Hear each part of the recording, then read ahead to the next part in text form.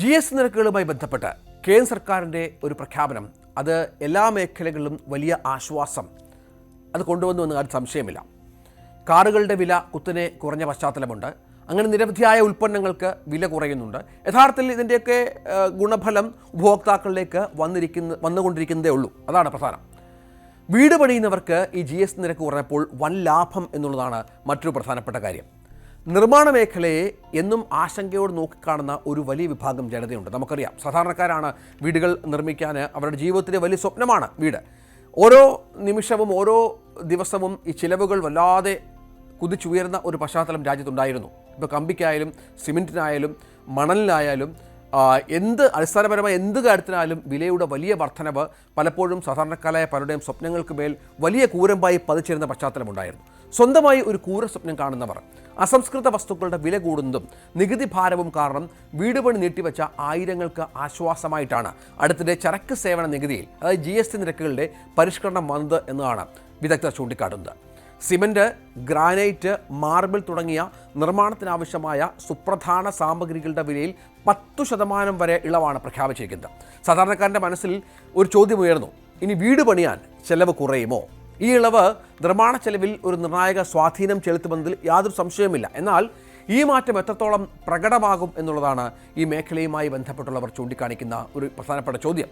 പ്രത്യേകിച്ച് അപ്പാർട്ട്മെൻറ്റുകളുടെ വിലയിൽ ഇത് എപ്പോൾ പ്രതിഫലിക്കും? നമുക്കറിയാം, ഈ വലിയ വിലക്കുറവൊക്കെ സംഭവിച്ചാൽ പോലും ഫ്ലാറ്റുകളുടെയും മറ്റും വിലയിൽ കാര്യമായ കുറവ് നിർമ്മാതാക്കൾ വരുത്താനുള്ള സാഹചര്യമില്ല. GST ഇളവിൻ്റെ സാധ്യതകളും യാഥാർത്ഥ്യങ്ങളും വിദഗ്ധരുടെ അഭിപ്രായങ്ങളും കണക്കുകളുമെല്ലാം വിശദമായി GST നിരക്കിലെ ഇളവ് ഏറ്റവും കൂടുതൽ പ്രയോജനപ്പെടുന്നത് വ്യക്തിഗതമായി വീടുകൾ നിർമ്മിക്കുന്നവർക്കാണ് എന്നാണ് വ്യക്തമാക്കുന്നത്. ഇവിടെയാണ് ഏറ്റവും വ്യക്തമായ ലാഭം പ്രകടമാകുന്നത്.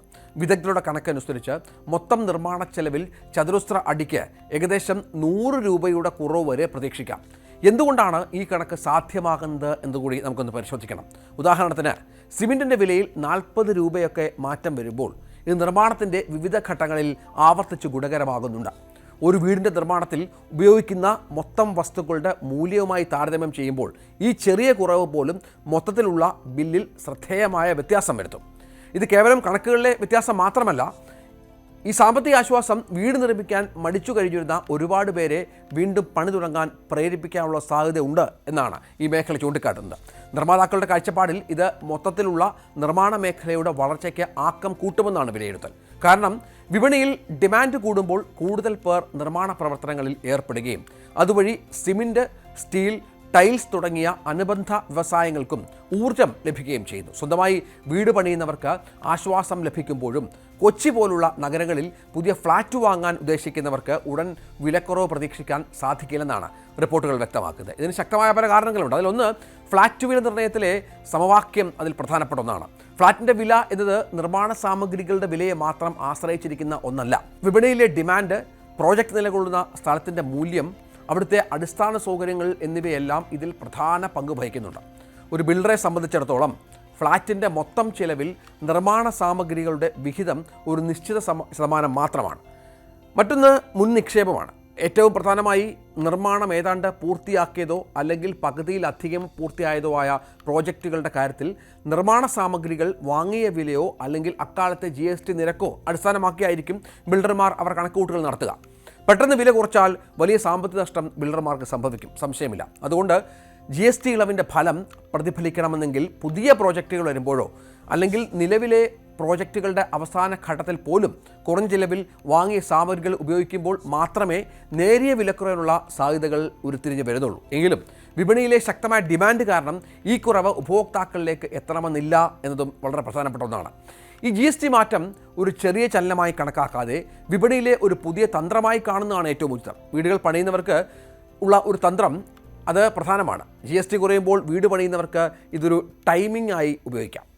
നിർമ്മാണ വസ്തുക്കളുടെ വില കുറയുമ്പോൾ ബാക്കിയുള്ള പണം ഇൻറ്റീരിയർ ഡിസൈനിങ്ങിനോ അല്ലെങ്കിൽ കൂടുതൽ മികച്ച നിലവാരമുള്ള ഫിനിഷിംഗ് മെറ്റീരിയലുകൾക്കോ ഉപയോഗിക്കാൻ സാധിക്കും. ഇത് വീടിൻ്റെ ദീർഘകാല മൂല്യം വർദ്ധിപ്പിക്കും.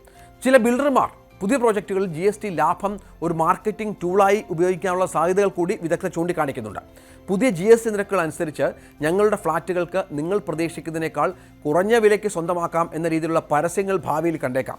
GST നിരക്ക് കുറഞ്ഞത് നിർമ്മാണ മേഖലയ്ക്ക് തീർച്ചയായും ശുഭകരമായ ഒരു വാർത്തയാണ്, സംശയമില്ല. ഇത് വ്യക്തിഗത വീടുകൾക്ക് താങ്ങാനാകാവുന്ന വിലയിൽ ഒരു ചെറിയ വിടവ് സ്വാഭാവികമായും നൽകും എന്നതിൽ സംശയമില്ല. ഇത് കൂടുതൽ ആളുകളെ സ്വന്തമായി വീട് നിർമ്മിക്കാൻ പ്രേരിപ്പിക്കും. എങ്കിലും ഒരു കാര്യം കൂടി ഓർക്കണം, ഈ ഇളവ് ഒരു വിപ്ലവമാകില്ല, മറിച്ച് ഒരു പരിഷ്കരണം മാത്രമായിരിക്കും.